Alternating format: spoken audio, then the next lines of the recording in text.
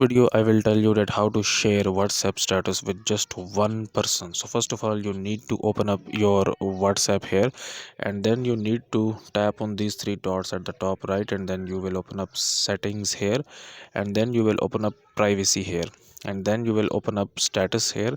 Now here you can see three options. For first one is my contacts. If you actually like want to share your status with just your contacts, then you can enable this option. Then you can see that my contacts accept. Okay, so you can actually hide, hide persons if you want.